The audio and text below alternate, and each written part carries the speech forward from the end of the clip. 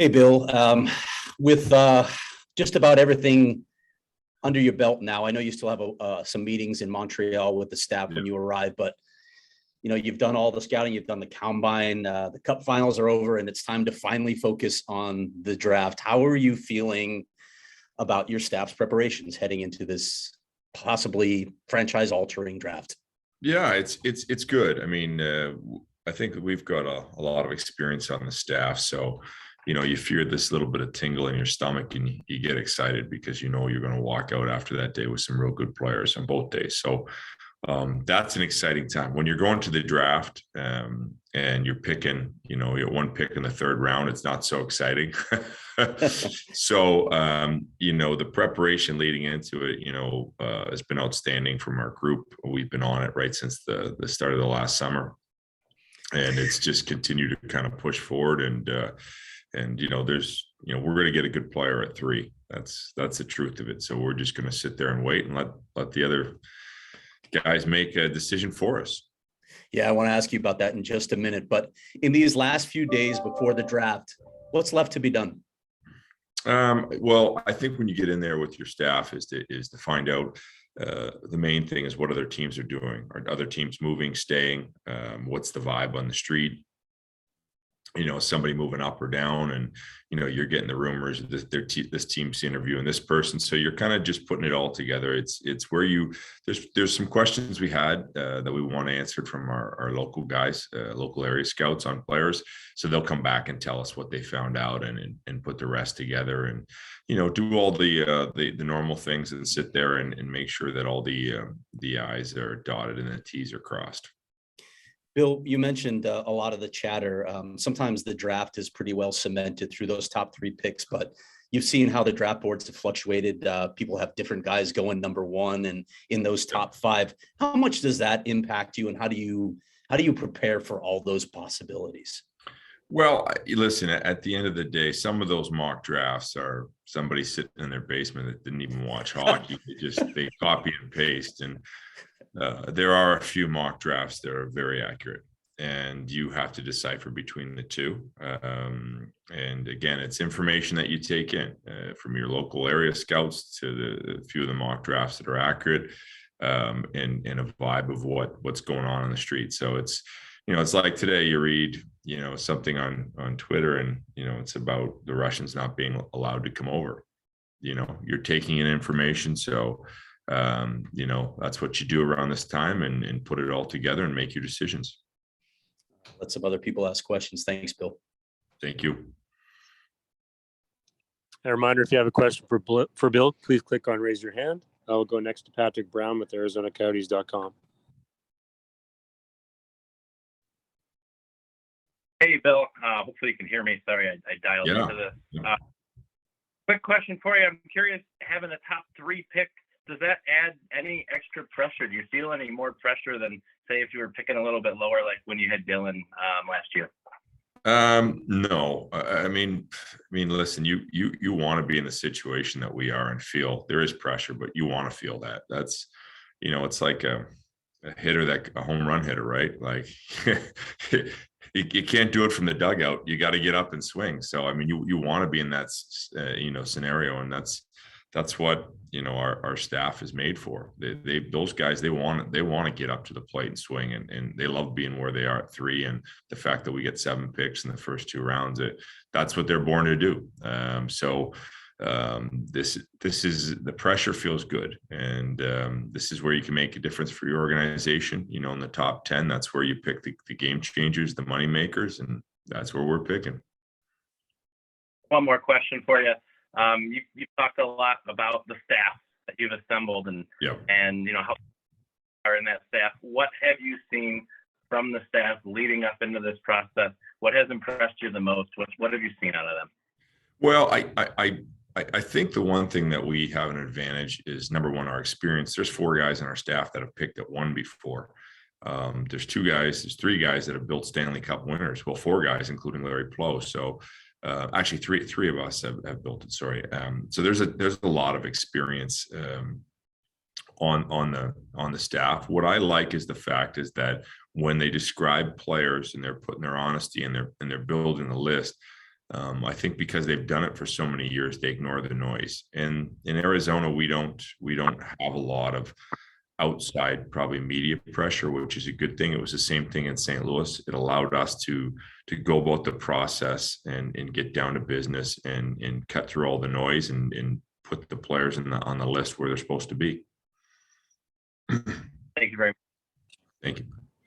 We'll go next to Luke Liddon with NBC 12. Go ahead, Luke. Bill, we appreciate the time. Quick question for you here. I'm not speaking about for the first pick for your first selection, but maybe for the other selections that you have throughout this upcoming draft. How do you weigh the value or importance of picking someone who might be a year or two away from being NHL ready versus someone who maybe could give an immediate impact, or is it more best off the board, or what's kind of the process for that? It's a great question. You know what? We're not afraid because we have so many picks. It's an advantage for us to look at a player and say, okay, like, this guy's a project. Like, he's going to come to development camp and fall down more times than you care to remember. But in 5 years from now, this guy's going to be a player. But he's a project, with that amount of picks and being into the first year of the rebuild. There's some time on the board. So we don't necessarily look and say, oh, the guy's got to play right now. There's a lot of patience with our staff. The guy might be injured too. At the combine, and then there's some, or he might be going over to Europe for a 3-year contract. It doesn't really bother us because of the amount of picks we had. I think when you're standing there and you got 2 picks in the first 2 rounds, it's a little bit different. Or the year before you didn't have any picks, but where we're at right now, we can have patience.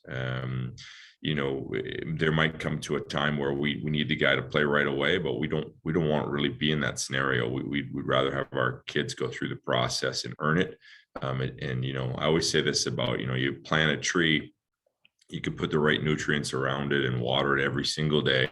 It's only going to grow so fast, and you got to have the patience to stay with it and let it grow properly and not try and rush it, because all you're going to do is kill the prospect in the midst of trying to pressure him and kind of get him to grow too quickly. So we got a process that we use in our American League and work their way up, and that way when they get there, they'll get there at the right time.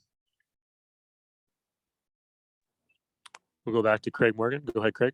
Bill, playing off that question, we had Bob McKenzie on the show the other day, and he was talking about the same thing, the need to be patient for the fan base. To be patient. Sometimes, fans will look at this and say, oh, the Coyotes are going to have high draft picks in the next couple of years.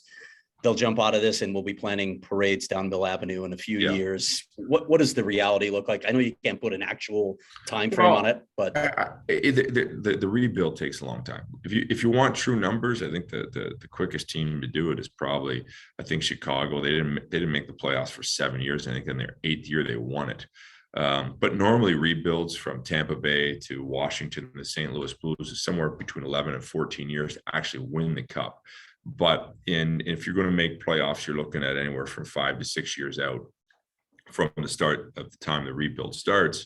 And so, that's the reality of it. But the good news is that, the way that we play right now, if you come to watch us, we play so damn hard. We're a competitive team on that ice every night. We're going to, basically run you through the boards and try and outwork you every way we can. And try to earn points and be a competitive organization. That's the good news on the front when you come watch us. And in the next few years, you're going to see some young, talented players and some hope being influxed into our organization. And then from that point on, there's a little bit of a lull where these guys have to mature and develop. And, they're going to be good players. It doesn't mean you're a good NHL team. And then when you kind of get over that hump in the 4th and 5th year, you get a chance to make the playoffs if you've got the right combination there. And like Chicago, it took them, 7 years to kind of get in there and do some damage. So it takes a little bit of time, but you have to be patient. But the good news is when you come see the Coyotes play, you're going to see hope. One more thing for me on the subject of chatter and gathering information. At this time of year, there's a lot of misinformation, a lot of misdirection out there. How do you learn to sift through all that to know what's real? That's through years of experience and guts and what you see and what you know, you hear a lot of people talk about this and that, and you're like, yeah, that's not gonna happen. I saw the player, and sometimes, miracles happen where teams decide to take somebody different in front of you. And, you've got in this business, the harder you work, the more you're prepared, the luckier you get. And that's, you can't choose sometimes who teams, pick in front of you, but you can have the right list that if they do miss on somebody or pick somebody else, you've got the right guy next. Thanks, Bill. Any more questions for Bill?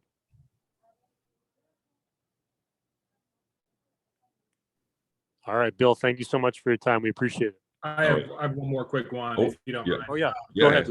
Simple question, might provide a lengthy answer. So the drafting goes so many different directions, of course. Yep. Depending where the players fall and things like that. But when you think about the picks you have, what players are you looking for this franchise moving forward? What's the prototype player for you that you're hoping to get in this draft? Yeah, well, hockey sense is our biggest. That's the thing that you look for. It's the ability, because without hockey sense, it's hard to play in those championship moments. So that's probably the first thing that we look for. And what, and then from that point on, it's, size, speed, skill, we go through the ringer and kind of put it together. Our staff is really good about putting the best player on the list and taking that best player with the ingredients that we need. So that's the way that we look at it. We never really, go to the point where, hey, listen, we're going to draft this specific position and go buy everything else. It goes to the best player. If you get the best player, even if you get too many of them, you can always trade great players. All right, Bill, thank you so much for your time. We appreciate it. All right. Thank you, everybody.